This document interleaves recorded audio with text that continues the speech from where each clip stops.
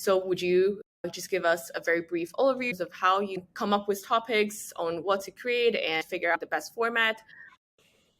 Okay, so I'll start. The first and most important place to start is um, who are these videos for? I think that's something that we hear often, but what does that actually mean? So in my case, I'm designing, you have to have someone, you have to crystallize somebody specific in your mind, your ideal customer profile, your ICP. Who is that person who is literally sitting on the other side of your, with their laptop open or on their phone? Who is that person that's watching your video? And I don't typically tend to think of, I know that marketing 101 is design a persona and know who that person is. The people that I'm trying to reach, or the people who I'm trying to create videos for, are typically at work, and they've decided that video is going to help them do something in their job. They're trying to get something done. Maybe they're trying to explain a new topic, or maybe they're, don't know how to make a screen recording. So I'm less thinking about Linda, 22 years old, just hired out of school to make marketing videos. I'm less thinking about that, and I'm more thinking about, oh, here's a person.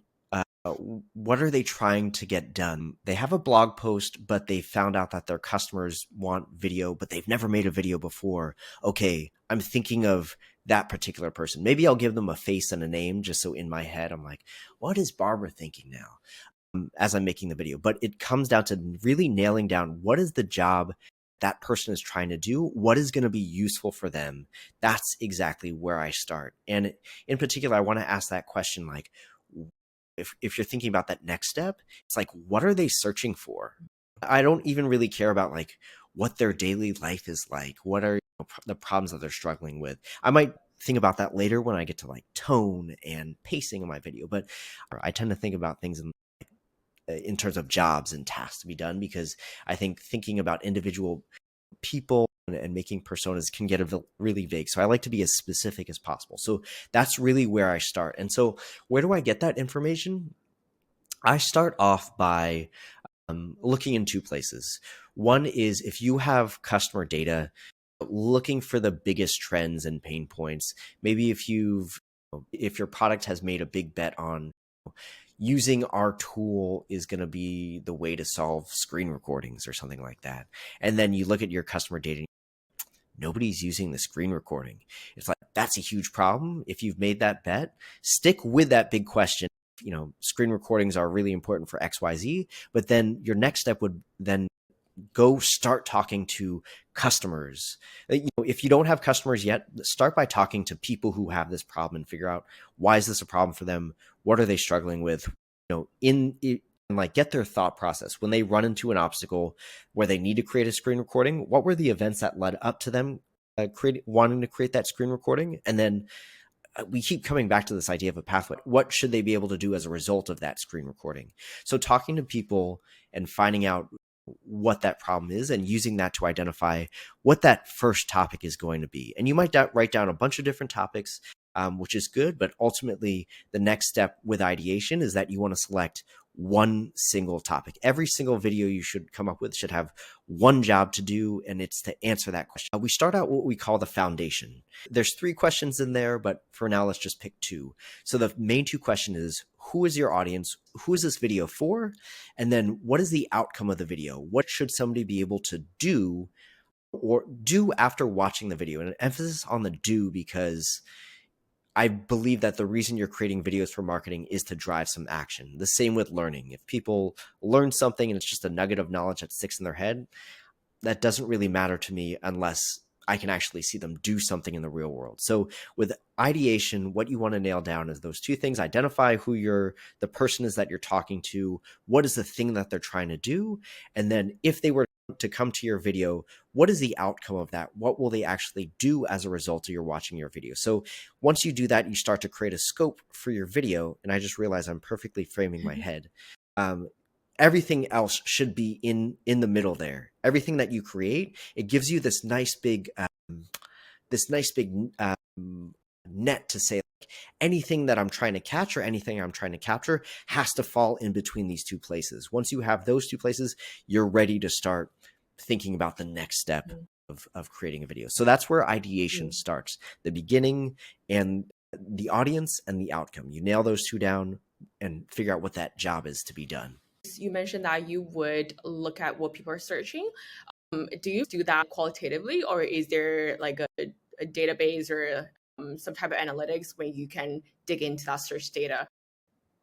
Yeah, so that's a good question. So I work a lot with my my SEO team member who has a lot of apps and tools, and they send me some ideas in that way. But what I do is, if I talk to a person who says, "Oh, I struggle with how to make a training video," for example, that's something that's very relevant for our audience. I immediately go to Google and I just iterate.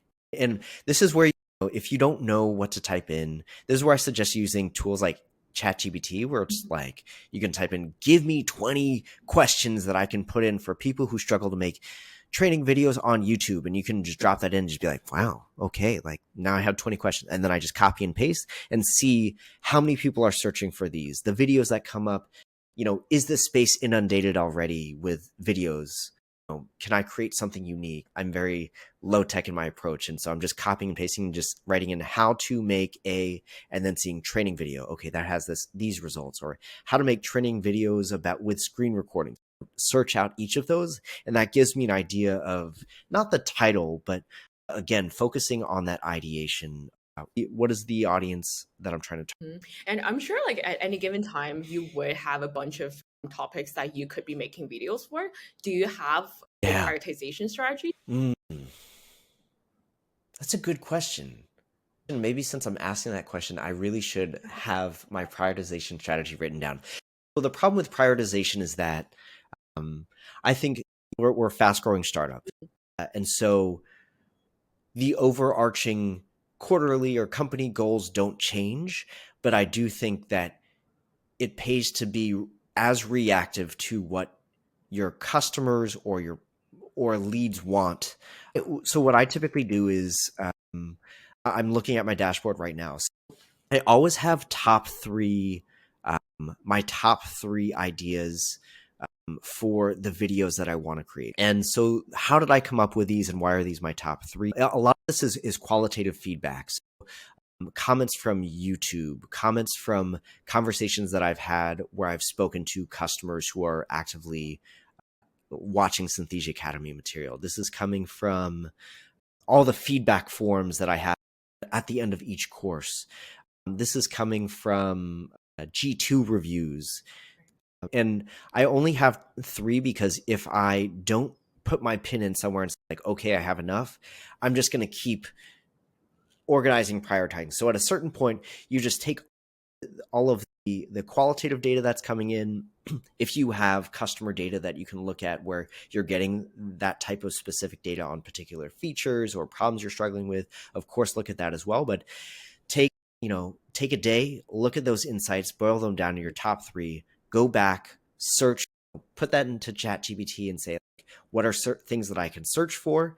Then search for them, see what the interest is. And if there's a lot of interest, either you have big time creators who have a lot of views, or you're seeing that what gets filled in, that becomes your top three.